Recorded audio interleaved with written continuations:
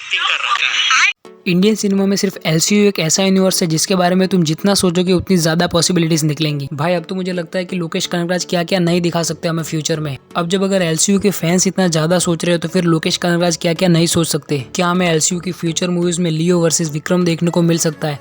और क्या एंटनी दास का बेटा रोलेक्स है, यानी कि अपने लियो का भाई है रोलेक्स? और अभी जो न्यूज वायरल हो रही है जहाँ पर कि अर्जुन दास, जिनको कि आपने कैथी मूवी में बिल्ला के रोल में या फिर अनबू के रोल में देखा है, तो वो गए हुए थे अपने कार्तिक की मूवी जापान के प्रमोशन इवेंट पर। तो वहाँ पर एक ट्वीट किया ड्रीम वॉरियर्स पिक्चर ने, जो कि जापान मूवी के प्रोड्यूसर्स हैं। उन्होंने ट्वीट में लिखा अनबू दास एके अर्जुन दास। अब इसका क्या मतलब हुआ भाई? अब उन्होंने ऐसा क्यों किया वो तो पता नहीं, लेकिन ये इंटरेस्टिंग तो लग रहा है।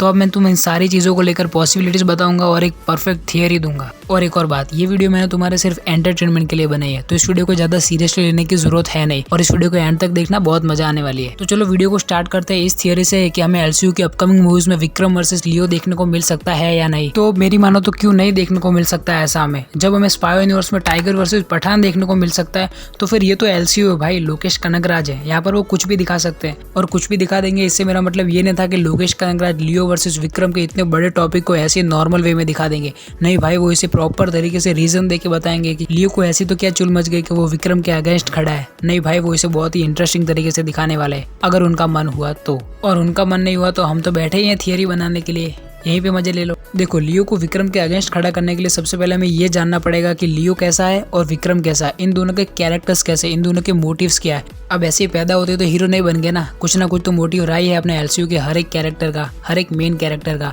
अब एलसीयू की सबसे अच्छी बात मुझे ये लगती है कि हमारे हर हीरो का एक ना एक मोटिव है। किसी को अपनी फैमिली को बचाना, तो किसी को अपनी बेटी को, और कोई अपने बेटे को हत्यारों को मारने के बाद भी अभी तक लगा ही हुआ है पूरे ड्रग्स के साम्राज्य को खत्म करने के लिए, और वो है अपना विक्रम।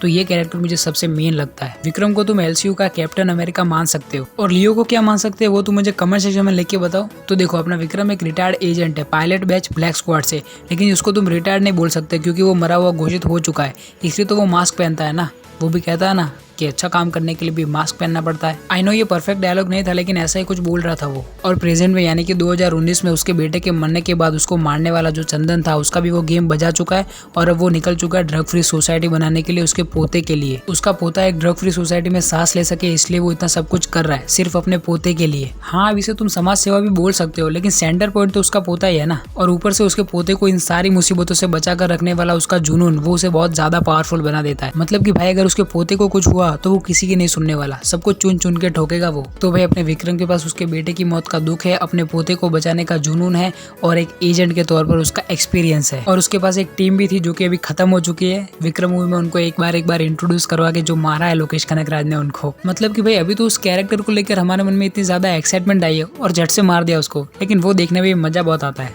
तो चलो वो ऑफ टॉपिक ना जाते हुए बात करते हैं टॉपिक पर। तो मैं कहा था विक्रम अपनी टीम बना रहा है और वो कॉल करता है लियो को। अब लियो के पास ऐसा कोई मोटिव है नहीं कि वो विक्रम को ज्वाइन करेगा।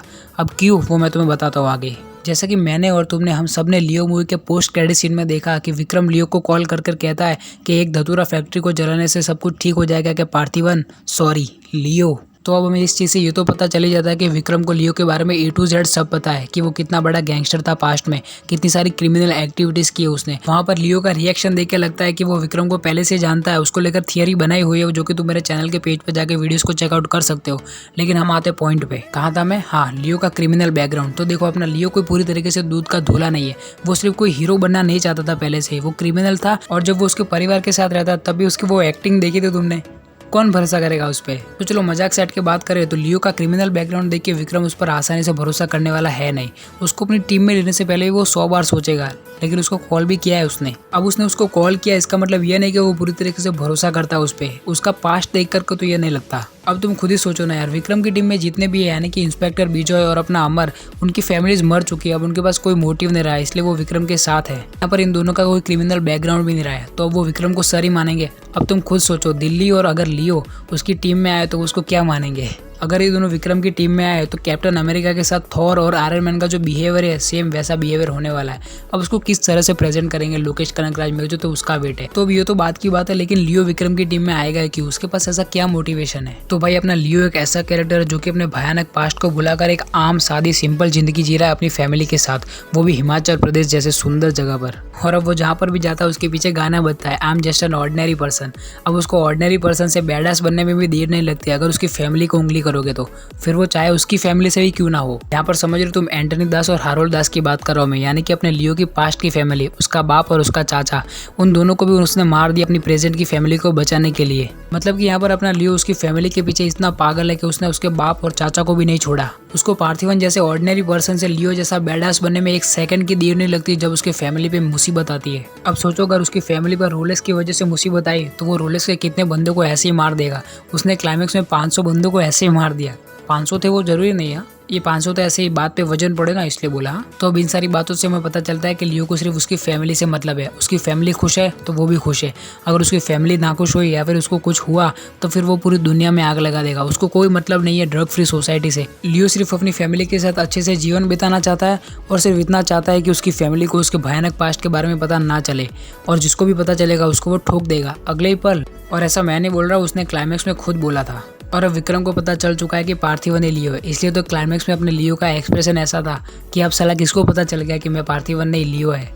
पार्थिवन भी लाइक साला ये दुख का है खत्म नहीं होता बे। मतलब कि यार वो बंदा अभी तो उसके बाप और उसके चाचा को निपटा गया है सिर्फ इसलिए क्योंकि उनको पता चल गया था कि वही लियो है। अब ऐसी सिचुएशन में उसको कोई कॉल करके बोलेगा कि नहीं नहीं तू ही है लियो, तो अब ऐसी सिचुएशन में बेचारे का रिएक्शन होगा तो होगा क्या। ओके ये थोड़ा ज़्यादा हो गया, लेकिन यहाँ पर लियो को एक मोटिव तो मिल ही चुका है विक्रम के अगेंस्ट खड़ा होने का। अब उसकी फैमिली को पता चल गया उसकी असलियत के बारे में तो उसकी लाइफ के तो लग ही जाएंगे और फिर वो सबके लगा देगा। मतलब कि फिर तो वो विक्रम को छोड़ने नहीं वाला है। लेकिन अब इस चीज़ को और कूल तरीके से दिखाना है तो लोकेश कनगराज हमें आने वाली मूवीज़ में ये दिखा सकते हैं कि विक्रम लियो को ब्लैकमेल करेगा कि आजा मेरे टीम में, वरना सबसे पहले तो मैं एक शो बनाऊंगा जिसका नाम रखूंगा कॉफ़ी विद कमल। फिर तेरी बीवी सत्या को बुलाऊंगा, फिर तेरी असलियत उसको बताऊंगा, फिर तुम दोनों के रिलेशनशिप की वाट लगा देगा मैं, जैसे कॉफ़ी विद करण में करण जौहर ने रणवीर और दीपिका की रिलेशनशिप की लगाई।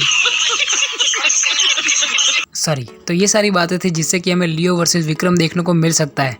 तो अब बात करते हैं कि एंटनी दास का बेटा रोलेक्स कैसे हो सकता है, लियो का भाई कैसे हो सकता है रोलेक्स। देखो रोलेक्स लियो का भाई हो सकता है ये थियरी काफी पहले से बन रही है, लियो मूवी आने से भी पहले। देखो ऐसा कुछ हद तक हो भी सकता है क्योंकि रोलेक्स की जो एज है वो अपने पार्थिवन से थोड़ी ही ज्यादा है, क्योंकि वो कहता है ना कि 27 साल पहले मैंने इस साम्राज्य की शुरुआत की थी और पार्थिवन 22 साल पहले लियो था जहाँ पर कि उसकी उम्र थी 23 साल।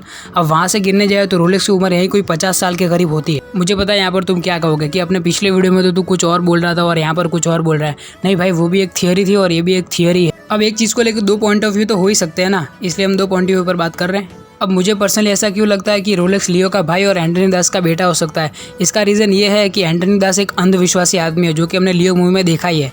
और वहाँ पर एलिसा भी कहती है जब अपनी माँ मरी थी तब इस इंसान की आंखों से एक आंसू नहीं निकला था। अब इन सारी चीज़ों को सुनने समझने के बाद तो यही लगता है कि एंटनी दास एक अंधविश्वासी आदमी है।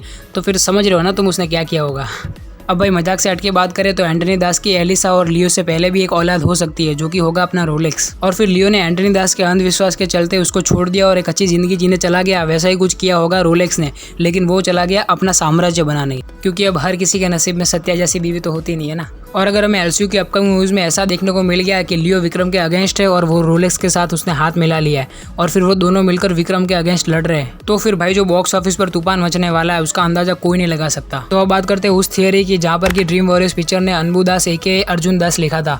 अब उनका कनेक्शन हारोल्ड दास और एंटनी दास से कैसे हो सकता है उस पर बात कर सकते हैं हम। अब कुछ लोग कह रहे हैं कि हारोल्ड दास का बेटा है अनबू दास। देखो पर्सनली मुझे ऐसा नहीं लगता, क्योंकि कैथी मूवी में उस कैरेक्टर को इस तरह से सेट कर दिया ना कि अब हम उस कैरेक्टर को हारोल्ड दास के बेटे के तौर पर एक्सेप्ट कर ही नहीं सकते, क्योंकि उस कैरेक्टर का भौकाल ही इतना है। कैथी मूवी में देखा था ना। देखो मुझे पर्सनली ऐसा लगता है कि हारोल्ड दास और एंटनी दास इन दोनों से अनबू दास का कनेक्शन हमें ऐसे नॉर्मल वे में दिखाएंगे, क्योंकि यहाँ पर कैथी मूवी में हमें पता चल चुका है कि वो रंगा का भाई है। अगर अनबू दास को उनका बेटा बनाना है तो फिर रंगा को भी उनका बेटा बनाना पड़ेगा, और ये पॉसिबल तो है नहीं। अब एक और बात निकल कर ये आती है कि विक्रम मूवी की एंडिंग में रोलेक्स की उस मीटिंग में अनबू दास को जाने की क्या जरूरत थी अगर वो हारोल्ड दास का बेटा होता तो। अनबू दास तो नहीं, लेकिन अगर हारोल्ड दास और एंटनी दास इन दोनों की एज सेम है तो हम रोलेक्स को हारोल्ड दास का बेटा मान के चल सकते हैं।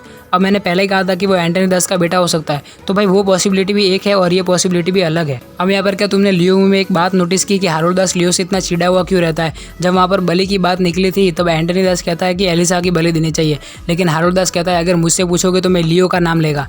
अब यहाँ पर उसने ऐसा क्यों कहा होगा? उसकी कोई पर्सनल दुश्मनी है लियो से? हाँ भाई, एक पर्सनल दुश्मनी हो भी सकती है, ऐसा हो सकता है। देखो ये भी एक पॉसिबिलिटी है, मैं तुमको बता रहा हूँ। कि पास्ट में लियो और रोलेक्स का कोई बड़ा झगड़ा हुआ होगा या फिर किसी माल की चोरी वाली वाला मामला होगा। फिर वहाँ पर एंटनी दास ने हारोल्ड दास के बेटे रोलेक्स को अपने साम्राज्य से निकाल दिया होगा और तभी से हारोल्ड दास और लियो के संबंध कुछ अच्छे नहीं चल रहे होंगे। तो देखो, मैंने पहले भी बोला था और अब भी बोल रहा हूँ, ये सारी जो फैन थियरीज को डिकोड करके मैंने तुम्हें बताया वो सिर्फ तुम्हारे एंटरटेनमेंट के लिए था, तो इसे ज्यादा सीरियसली लेने की जरूरत है नहीं। तो चलो अब इन सारी थियरीज को लेकर तुम्हारा क्या कहना है मुझे कमेंट सेक्शन में लिख के बताओ, और अगर तुम्हारे पास और ज्यादा थियरीज हैं तो मुझे कमेंट सेक्शन में ये भी लिख के बताना। अगर ये वीडियो तुम्हें पसंद आई है तो इस वीडियो को लाइक मार देना, और बहुत ज़्यादा पसंद आई है तो इसको अपने दोस्तों के साथ शेयर भी कर देना, और एज ऑब्वियस सब्सक्राइब करके जाना इस चैनल को। मैं मिलता हूँ तुमसे अगली वीडियो में ऐसी किसी इंटरेस्टिंग वीडियो के साथ। बाय।